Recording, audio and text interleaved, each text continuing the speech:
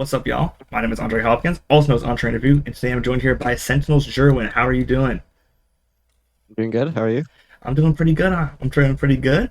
Excited to get into it, so let's just jump right into it. So, first Uh, question: just how'd the team end up getting the win today? What was the plan and the server that helped the team execute today? um, Definitely nothing like special, nothing crazy going on. Just our usual prep that we would have done, but it was just a little bit easier, having our IGL back with us. Just back to the usual prep that we would have done.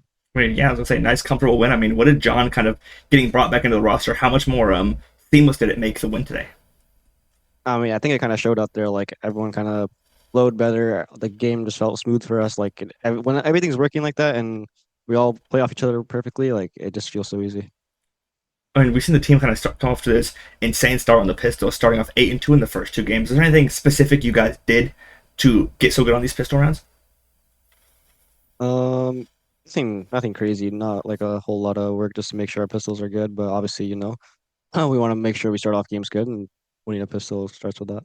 I mean, what has kind of Coach Ewok brought to the team as a whole to just help the team, kind of get ready for this upcoming stage? Ewok has definitely pushed us to our limits. The work he puts in is like no other coach I've ever seen or heard of. Haven't really been here long enough to see a lot of coaches, but from what I've heard, he's making us work hard, and it's showing out there. How do you feel you've personally kind of integrated into the team, joining, pretty late during the season? And how do you feel comfortability wise? Definitely getting more and more comfortable with every rep. It helps out a lot since playing on stage is still like you can only get so used to it with limited amount of games, but getting these amount of reps, it helps a lot. And having a lot more time to work with everyone, it's been nice. Is there a difference for you personally when you're on the stage versus when you're in that kind of back room? Um, I would say a little bit, yeah. I say they play the white noise in that room, but it like that way you can't hear anything. But on stage, you hear the crowd, you hear a lot more stuff going on, so it definitely adds like a different element. But other than that, it's still the same game we play. They played a comms check, and you could hear the white noise in the comms check, and I was like, I didn't realize it was that loud that you could hear it on the Yeah, comms yeah. check. Before we put our headsets on, you can't really like hear anything at all going on in that room. Yeah, I didn't realize how loud it was. Is there Yeah, any it's pretty kind good. of difference for you energy wise being in front of the crowd versus being in the back room, or does it kind of bring the same vibe? I say I personally play the same, but I know like guys like Cortez like feed off the energy like from the crowd. He's like in the crowd hype when we have a good round. So obviously, no crowd kind of I'd say affects him more than me and everyone else who feed off that energy. But I'd say I pretty similar game for me. With the kind of upcoming Super Week that's the team's going to have, I mean, how do you look to prepare differently, or is there any kind of different preparation the team has to put in before having to play two games in a week? It's definitely gonna be tougher. The match is only gonna get harder. 100 Thieves are looking really good, and we have them coming up. And then a few days later, we have another game. But obviously, we're just gonna keep working how we have been and take one game at a time. Are there any lessons you've learned from your teammates, Jonah P, Cortez, that you've kind of taken to improve your gameplay, or just for you as a person? Yeah, I would say like everyone on this team is pretty comfortable with like letting like holding each other accountable. If I'm not playing a specific way or like not doing something that we've talked about, everyone holds each other accountable. So like and learning from guys with so much experience and we're playing at such a high level, like learning from them has made everything so nice. What is kind of the veteran experience that a lot of the people on the team have bring for the team's mentality or morale in games where it's kind of drawn out, or games where you're down and have to make a comeback?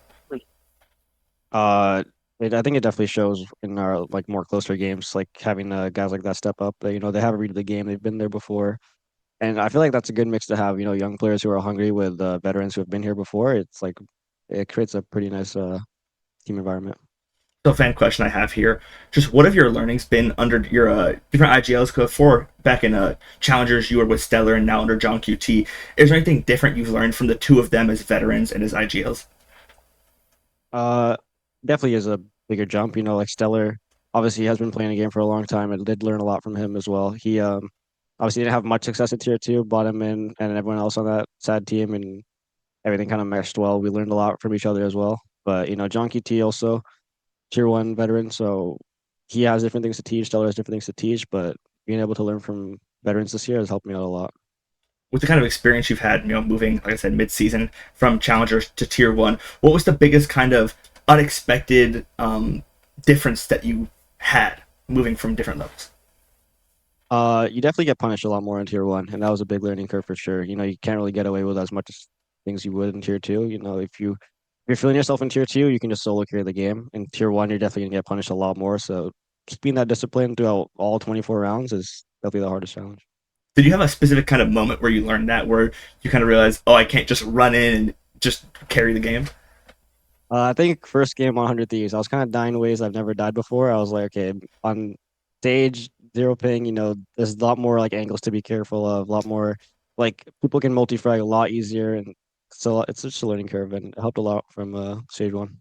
And then just with that, also kind of jump. I mean, playing against people who you've watched, people you've played alongside with. I mean, what does that kind of bring mentality wise to want to beat people who you've played with, played against in the past?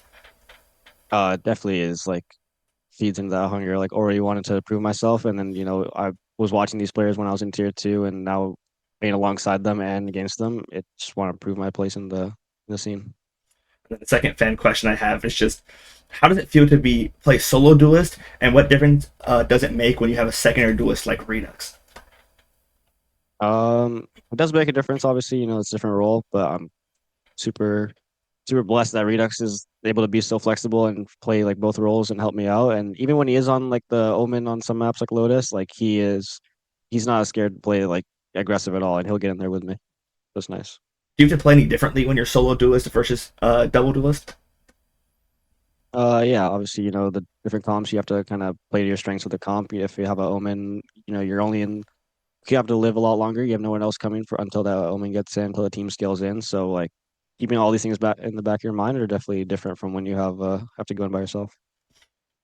Last stage we saw you having to play kind of a lot of Neon with how strong she was, but now being able to kind of show your more fleshed out pool with Waylay, with Raze, just how have you personally enjoyed being able to play some more characters like that?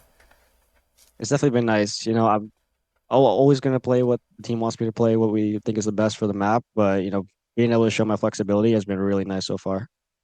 And then just again bringing up the Super Week, you have 100 Thieves and G2, two big rivalry games. I mean, how do you feel going into those games and playing those teams? Uh, Definitely just gonna feel confident as I was going to this game. 100 Thieves, they're looking really hot right now. So we beat them last stage, but they're looking a lot better now than they were before. So we have to kind of go in knowing that they're not gonna be the same team that we beat earlier.